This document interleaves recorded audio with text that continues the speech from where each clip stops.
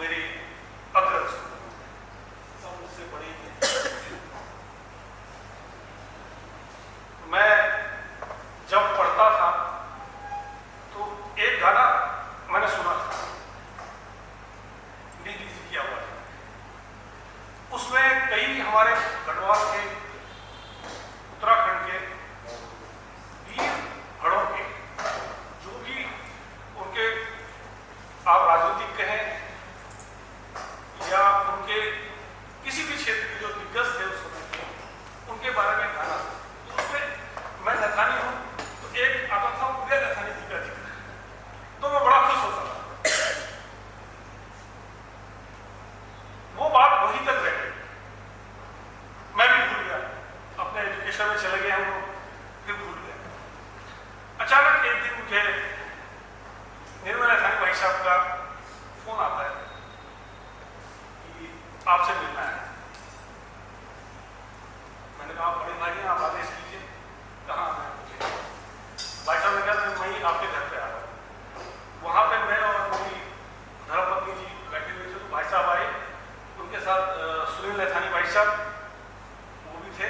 तो इन्होंने जिक्र किया, हम एक हमारा ट्रस्ट है पुलिया नथानी सेवा ट्रस्ट, आप इससे जुड़िए। और उसके बारे में उन्होंने बताया कि हमारा एक विचार बनता है कि हम नैथाना गांव में जो पुलिया जी की जन्मस्थली है वहाँ पे एक भव्य पुलिया जी का स्मारक निर्माण करने का प्रस्ताव रखते हैं। मैं बड़ा खुश हुआ। फिर मैंने उनसे पूछा कि पुलिया जी के बारे में थोड़ा मुझे बताइए। उन्होंने काफी विस्तार से बताया, यानी कि मुझसे ज्यादा मेरी धर्मपत्नी पुलिया जी के बारे में जानती थी। ये अफसोस था, मैं इसके लिए किसी को दोष तो नहीं दूंगा, लेकिन एक गलती जरूर हुई है जो मुझसे सीनियर पुलिस थी, उससे ये गलती जरूर उन्होंने मुझे बताया। ये गलती मैं दोहराना नहीं चाहता हूं, ये मैं वचन देता हूं। मैं जब हम लोग गए फिर नैथाना गांव गए, वहां पे हमने देखी तो पहले भी इन्होंने निर्मल भाई साहब ने एक आर्किटेक्ट हायर किया था, उन्होंने उसकी एक प्रस्तावना बनाई थी। तो मैंने भाई साहब को ये देखा कि इस पर खर्चा बहुत आ रहा है, क्यों नहीं इसको मैं अपने हाथ में ले लेता हूं और मैं इस चीज को आगे बढ़ाता हूं आपके निर्देशन में। वो पहले अकेले चल रहे थे, उनके साथ जुड़ते जुड़ते हम जुड़े, आज देखिए कितने लोग जुड़ गए। ये लोग जो हम लोग यहाँ पे हैं, ये गिनती के मात्र नहीं है। अभी कई जगह से शाम तक, कल सुबह तक ये इलेक्ट्रॉनिक मीडिया के थ्रू इतने लोगों को आ जाएगा, सब लोगों के पास है, आना कोई नहीं चाहता लेकिन पढ़ता है तो मालूम पड़ेगा कि आज कोठाल साहब यहाँ पे थे, थोड़ा दुख होगा। मैं भी मिलता कोठाल साहब से, उनको पता था चलेगा राणा जी यहाँ पे आए थे, उनको दुख होगा, राणा जी को मुझे भी मिलना चाहिए, ये सौभाग्य मुझे भी चाहिए। फिर धीरे धीरे हम लोगों ने इस पर एक प्रस्तावना रखी, फिर इसकी एक ड्राफ्टिंग करी। तो मैं थोड़ा, अगर आप समय दे थोड़ा, तो मैं परियोजना के बारे में थोड़ा सा आपको बताना चाहूंगा। इवन उससे पहले एक बात कहूंगा, यहाँ पे कर्नल नथानी जी भी हैं, इनका एक दिन फोन आया मुझे, यार मनीष बना दो, तुमने सब कुछ दिया, बहुत कुछ कर दिया, बनाओगे कैसे? मैंने कहा पुलिया जी की और नथानियों के नहीं है,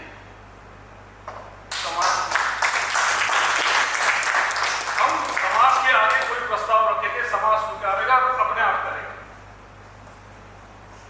और आज समाज कर रहा है, पूरा समाज जुड़ा हुआ है, सब कर रहे हैं। तो उसके लिए एक हमने परियोजना बनाई। एक तो हमने पहले देखा कि जब हम वहां नैथाना में आएंगे तो आदमी रहेगा कहाँ। अगर कोई पुलिया जी के हमने स्मारक बना दिया तो उसको रुकने की कहाँ व्यवस्था कराएंगे? तो ये ट्रस्ट ने ये किया कि एक हम अतिथि गृह यहाँ बना लेते हैं, ताकि कोई महानुभाव आए कि यहाँ रुक सके। दूसरा, पुलिया जी का जो है स्टैचू, जो उनका स्मारक बनेगा, उसके लिए भी निर्णय हुआ। जब उस परियोजना को किया तो जब हमने उसको देखा स्टैचू को, तो मेरे दिमाग में एक आइडिया आया कि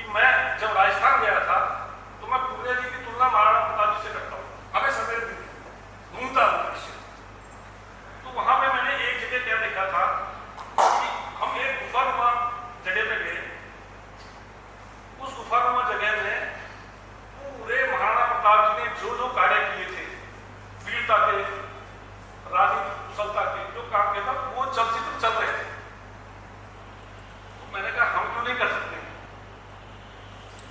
तो एक तो हमने इसमें बनाया अतिथि गृह, एक बुनियादी का स्मारक, और जितना ढाल इलाका है तो चारों तरफ से तो जमीन के उस पर हमने ये कर दिया कि साउंड एंड ट्रैक सिस्टम होगा, उसमें पूजा जी की पूरी एक गाथाएं चलती रहेंगी, उनके साथ जितने वीर बड़ थे वो लोग वहां पर।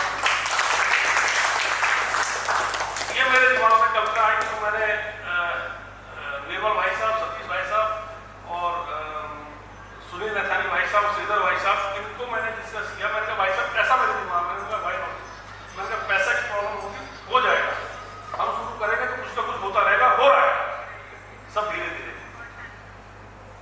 इस परियोजना पे टोटल जो उस समय मैंने एस्टिमेटेड किया था तो कम से कम 1.5 करोड़ का खर्चा हम लोगों का आ रहा था इसमें, और 1.5 करोड़ में से अभी तक हमने 2 स्टेप कर लिए और 30 लाख का खर्चा इस पे हम खर्च कर चुके हैं, 30 लाख, जिसपे कि हमारा जो अतिथि गृह है उसकी 2 छत पड़ चुकी है। मैं तालियां चाहूंगा इसके लिए। कुरिया जी का स्मारक का स्ट्रक्चर तैयार हो गया, कुरिया जी की मूर्ति स्थापित कर दी गई है, इसका अनावरण होना बाकी है। हमारा प्रयत्न ये था, एक सोच थी, एक सपना था, आज के दिन हम वहां पे इसको अनावरण करते, लेकिन कुछ विषम परिस्थितियों की वजह से हम नहीं कर पाए, लेकिन होगा जरूर, ये हमें ठाना है।